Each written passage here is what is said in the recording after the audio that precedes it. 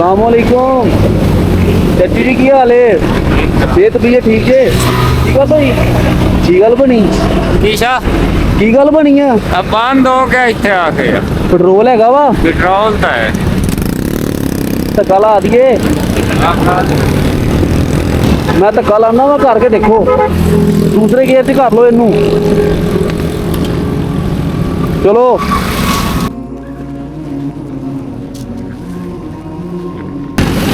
petrol check कर लो हैगा